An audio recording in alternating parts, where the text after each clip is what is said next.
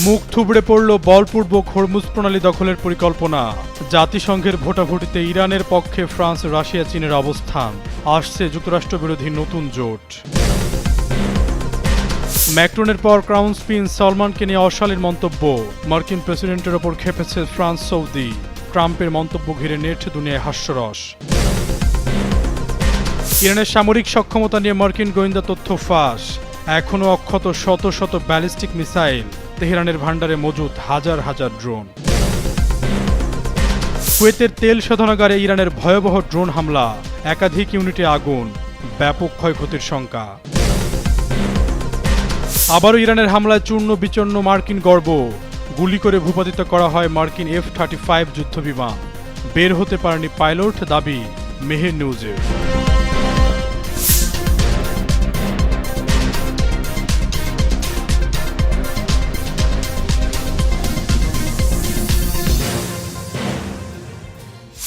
জ্বালানি পরিবহনের গুরুত্বপূর্ণ নৌপথ হরমুজ প্রণালী দিয়ে বিশ্বের প্রায় 20% তেল ও গ্যাস পরিবহন করা হয়। গত 28 ফেব্রুয়ারি যুক্তরাষ্ট্র ও ইসরায়েলের হামলার পর পথটির ওপর নিয়ন্ত্রণ নেয় ইরানের ইসলামিক বিপ্লবী গার্ড IRGC।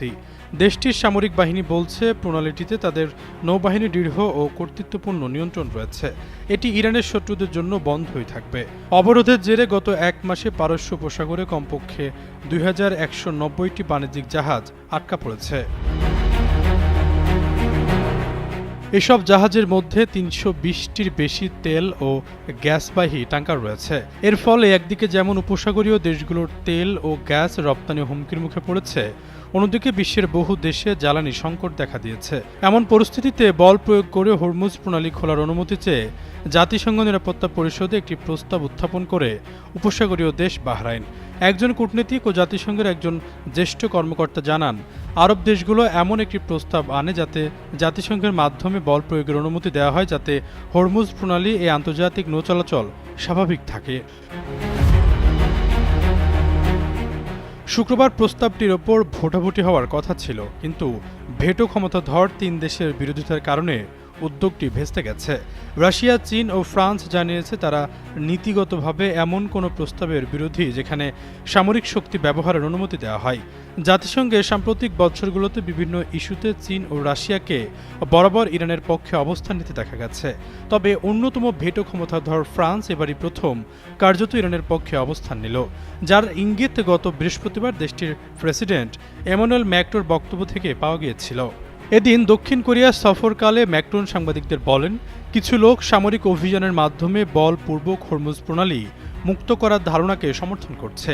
এটি এমন একটি বিকল্প যা আমরা কখনোই সমর্থন করি না, কারণ এটা অবাস্তব। তিনি জানান, সামরিক অভিযানের মাধ্যমে হরমুজ প্রণালী মুক্ত করতে অনন্তকাল লেগে যাবে এবং যারা এই প্রণালী দিয়ে যাতায়াত করবে তারা ইরানের বিপ্লবী বাহিনীর ব্যালিস্টিক ক্ষেপণাস্ত্রের ঝুঁকির মুখে পড়বে।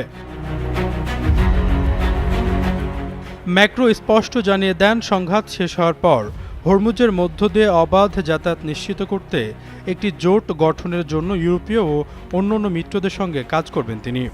ফ্রান্স প্রেসিডেন্ট বলেন, আমরা শুরু থেকেই বলে আসছি যে এই প্রণালীটি অবশ্যই পুনরায় খুলে দিতে হবে, কারণ এটি জ্বালানি প্রবাহ, সার এবং আন্তর্জাতিক বাণিজ্যের জন্য কৌশলগত গুরুত্বপূর্ণ। কিন্তু এটি কেবল ইরানের সঙ্গে আলোচনার মাধ্যমেই করা সম্ভব। আশরাফুল ইসলাম, যুগান্তর নিউজ। ইরান যুদ্ধের বিষয়ে যুক্তরাষ্ট্রের প্রেসিডেন্ট ডোনাল্ড ট্রাম্পের অবস্থান নিয়ে সৌদি আরবের নেতাদের মাঝে ব্যাপক অসন্তোষ তৈরি হয়েছে। পাশাপাশি ক্রাউন প্রিন্স মোহাম্মদ বিন সালমানকে করা ট্রাম্পের কটূক্তিও ক্ষোভের জন্ম দিয়েছে রিয়াদের মনে। সংবাদ মাধ্যম ফিনান্সিয়াল টাইমস বৃহস্পতিবার এক প্রতিবেদনে এ তথ্য জানায়। পর্যবেক্ষক সংস্থা চাথাম হাউসের সহযোগী ফেলো ও সৌদি বিশেষজ্ঞ নীল কুইলিয়াম সংবাদ মাধ্যমটিকে জানান, হোয়াইট হাউসের প্রতি সৌদি এখন অনেকটাই হতাশ। তিনি বলেন, ইরানের বিদ্যুৎ কেন্দ্রে ট্রাম্পের হামলার হুমকি, যুদ্ধের খরচ আরব দেশগুলোকে দেওয়ার প্রস্তাব এবং নেতাদের নিয়ে বাজে মন্তব্যের কারণে হতাশ হয়েছে সৌদি। যখন গত কয়েক বছরে সৌদি আরব যুক্তরাষ্ট্রের সঙ্গে সম্পর্ক গভীর করতে অনেক বেশি বিনিয়োগ করেছে, তখন এ ধরনের কর্মকাণ্ড এবং মন্তব্য তাদের জন্য অনেকটাই হতাশার। উইলিয়ামের মতে, ট্রাম্প বলেছেন, যেসব দেশ হরমুজের সুবিধা গ্রহণ করে তাদেরই হরমুজ খোলার কাজ করতে হবে, যা সৌদিকে আরও বেশি উদ্বিগ্ন করছে। প্রিন্সটন বিশ্ববিদ্যালয়ের প্রফেসর বার্নার্ড হাইকেলও এই বিষয়ে মতামত জানান। তার ধারণা, সৌদি প্রথমে ভেবেছিল যদি ইসরায়েল ইরানে হামলা চালায় এবং যুক্তরাষ্ট্র এতে যোগ দেয় তাহলে তারা অনেকটা নিরাপদ থাকবে। এছাড়া সৌদিও চেয়েছিল ইরানের মিসাইল সক্ষমতা যেন ব্যাপকভাবে হ্রাস পায়, কিন্তু যুদ্ধ যেভাবে চলছে আর ইরান যেভাবে নির্ভুল পাল্টা হামলা চালিয়ে নিজেদের সক্ষমতা দেখাচ্ছে তা সৌদিকে নতুন করে ভাবতে বাধ্য করছে। বার্নার্ড হাইকেল বলেন, সৌদিরা আসলে অত্যন্ত ঝুঁকির মধ্যে পড়েছে। যদি তাদের পানি পরিশোধনাগার এবং জ্বালানি অবকাঠামোতে হামলা হয় তাহলে তারা তাদের বিশাল ভূখণ্ড রক্ষা করতে পারবে না।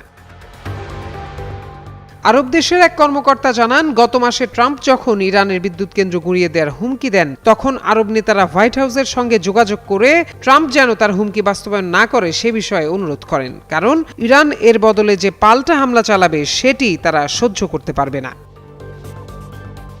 প্রিন্স সালমান ও ট্রাম্পের মধ্যে বন্ধুত্বপূর্ণ সম্পর্ক থাকলেও ট্রাম্পকে নিয়ে সৌদির নেতৃবৃন্দ এই মুহূর্তে কিছুটা হলেও অস্বস্তিতে আছেন। প্রত্যয় দাস, যুগান্তর নিউজ।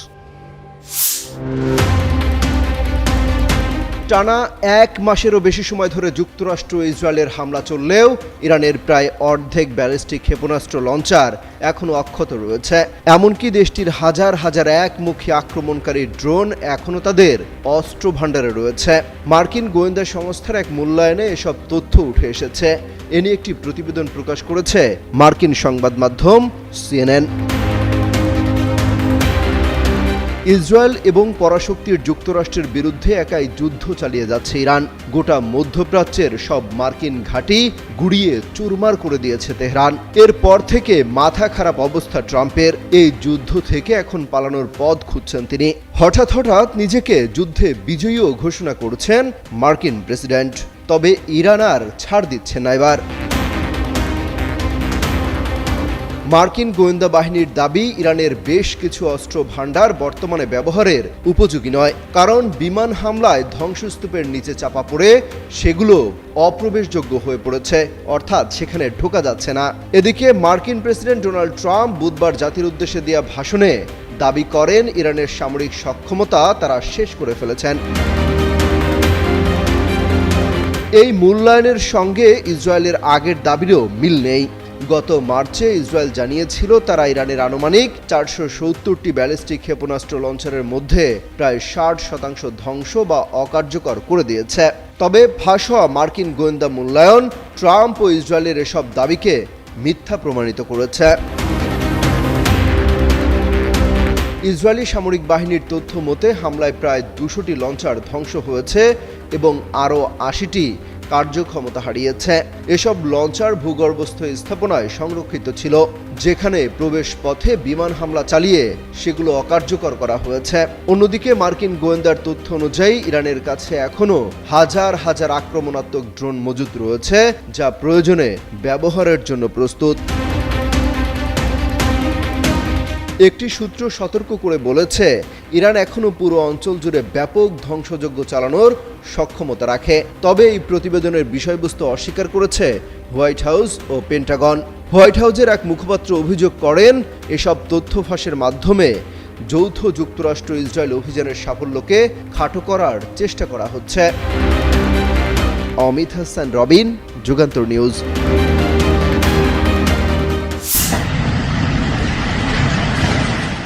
কুয়েতের রাষ্ট্রীয় তেল সংস্থা কুয়েত পেট্রোলিয়াম কর্পোরেশনের মিনা আল আহমাদি শোধনাগারে সরাসরি আঘাত এনেছে ইরানের ড্রোন। এতে একাধিক ইউনিটে আগুন লেগে গেছে। শুক্রবার সকালে ইরান এই ড্রোন হামলা চালায় বলে এক প্রতিবেদনে জানিয়েছে বিবিসি। প্রতিবেদনে বলা হয়, শুক্রবার সকালে মিনা আল আহমাদি পরিশোধনাগারে ড্রোন দিয়ে হামলা চালানো হয়েছে। এতে সেখানকার একাধিক ইউনিটে আগুন ধরে যায়। উদ্ধারকারীরা সেখানকার আগুন নেভানোর কাজ করছেন। এর আগে যুক্তরাষ্ট্রের একটি অত্যাধুনিক স্টেলথ F-35 যুদ্ধ বিমান ভূপাতিত করার দাবি করেছে ইরানের ইসলামিক বিপ্লবী গার্ড IRGC। বিমানটি ইরানের মধ্যাঞ্চলে ওড়ার সময় টার্গেট করা হয় বলে জানিয়েছে তারা।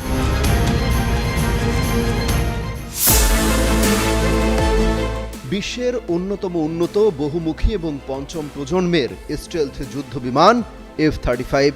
এটিকে আমেরিকার গর্বও বলা হয়। শব্দের চেয়ে দ্রুতগতির খ্যাপাটে এই যুদ্ধ বিমান পেতে মরিয়া উন্নত যে কোনো দেশ। ব্যাপক ব্যয়বহুল এই দানবীয় যুদ্ধবিমান রাডারে ধরা না পড়ে শত্রু এলাকায় হামলা, গোয়েন্দা তথ্য সংগ্রহ এবং আকাশ নিয়ন্ত্রণে সক্ষম।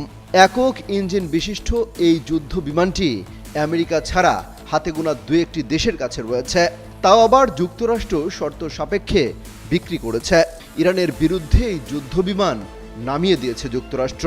ইরানের আধা সামরিক বাহিনী IRGCর দাবি তারা যুক্তরাষ্ট্রের দ্বিতীয় আরেকটি F-35 যুদ্ধ বিমান ভূপাতিত করেছে। বলা হয় যুদ্ধ বিমানটি ইরানের উপর দিয়ে ওড়ার সময় সেটিকে গুলি করে ধ্বংস করা হয়, তবে পাইলট সম্পর্কে তাৎক্ষণিকভাবে কোনো তথ্য পাওয়া সম্ভব হয়নি। এদিকে ইরানের মেহের নিউজ এজেন্সি তাদের একটি টেলিগ্রাম পোস্টে জানিয়েছে, বিধ্বস্ত হওয়ার সময় ভয়াবহ বিস্ফোরণ ঘটায় পাইলটের পক্ষে বিমান থেকে বেরিয়ে আসা সম্ভব হয়নি বলে ধারণা করা হচ্ছে। এ নিয়ে অবশ্য কোনো মন্তব্যই করেনি যুক্তরাষ্ট্র। তবে এর আগে আরও একটি যুদ্ধ বিমান ভূপাতিত করার দাবি মিথ্যা বলে উড়িয়ে দেয় পেন্টাগন।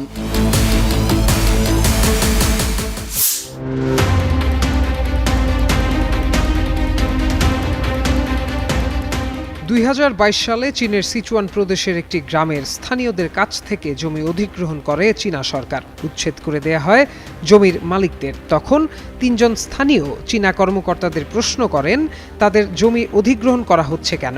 উত্তরে তাদের বলা হয় গোপন রাষ্ট্রীয় স্বার্থেই এমনটা করা হচ্ছে। পরে অনুসন্ধানে জানা যায় সেই গোপন বিষয়ে ছিল চীনের পারমাণবিক কর্মসূচি সম্প্রসারণের পরিকল্পনা। 3 বছর পর স্যাটেলাইট ছবিতে দেখা গেছে সিচুয়ানের সেই গ্রাম পুরোপুরি গুঁড়িয়ে দেওয়া হয়েছে। সেখানে এখন নতুন ভবন তৈরি হয়েছে, নির্মাণ করা হয়েছে বিশাল এক গম্বুজ। এটি খুব শক্ত কংক্রিট ও স্টিল দিয়ে তৈরি এবং এতে রেডিয়েশন নিয়ন্ত্রণের বিশেষ ব্যবস্থা আছে। বিশেষজ্ঞদের মতে এখানে ইউরেনিয়াম ও প্লুটোনিয়ামের মতো তেজস্ক্রিয় পদার্থ নিরাপদে সংরক্ষণ বা প্রক্রিয়াজাত করা হতে পারে। এ কেন্দ্রটি একটি পুরনো পারমাণবিক ঘাঁটির ভেতরে তৈরি হয়েছে, যেটি আগে থেকেই যুক্তরাষ্ট্রের গোয়েন্দা সংস্থার নজরে ছিল। এর চারপাশে শক্ত নিরাপত্তা ব্যবস্থা রয়েছে। এই এলাকা সাইট 906 বা সাইট 906 নামে পরিচিত। এটি ভবিষ্যতে পারমাণবিক অস্ত্র উৎপাদনে চীনের ক্ষমতা আরও বাড়াবে বলে ধারণা করা হচ্ছে। এছাড়া কাছাকাছি আরও কয়েকটি পারমাণবিক স্থাপনার সঙ্গে এটির নতুন রাস্তা তৈরি করা হয়েছে। সাইট 931 নামের আরেকটি স্থাপনা বাড়ানোর জন্য পুরো একটি গ্রাম ভেঙে ফেলা হয়েছে। এর আগে যুক্তরাষ্ট্র ও রাশিয়ার মধ্যে পারমাণবিক অস্ত্র কমানোর চুক্তি নিউ স্টার্টের মেয়াদ শেষ হয়েছে। ট্রাম্প চান নতুন চুক্তিতে চীনকেও অন্তর্ভুক্ত করতে। তবে সিচুয়ানের বিভিন্ন স্থাপনায় যে দ্রুত উন্নয়ন দেখা যাচ্ছে তা ইঙ্গিত দেয় যে চীনের সামরিক বাহিনী দ্য পিপলস লিবারেশন আর্মি তাদের পারমাণবিক কর্মসূচি থামাচ্ছে না। বর্তমানে চীনের কাছে 600-রও বেশি পারমাণবিক অস্ত্র রয়েছে, যদিও এটি এখনও যুক্তরাষ্ট্র ও রাশিয়ার তুলনায় অনেকটাই কম। তবে চীন দ্রুত গতিতে এই অস্ত্র বাড়াচ্ছে।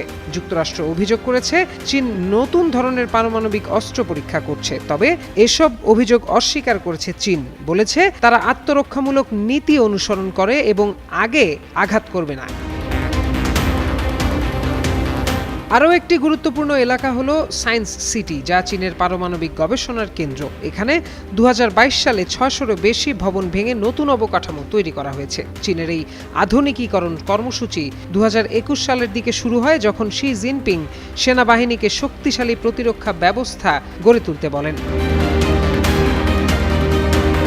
বিশেষজ্ঞদের মতে চীন তার শক্তি প্রদর্শনের মাধ্যমে পশ্চিমা দেশগুলোকে মানসিকভাবে প্রভাবিত করতে চায়। এতে একটি নতুন অস্ত্র প্রতিযোগিতার আশঙ্কা তৈরি হয়েছে, কারণ এখন পৃথিবীতে যুক্তরাষ্ট্র, রাশিয়া এবং চীন এই 3টি বড় পারমাণবিক শক্তিধর দেশ থাকছে। প্রত্যয় দাস, যুগান্তর নিউজ।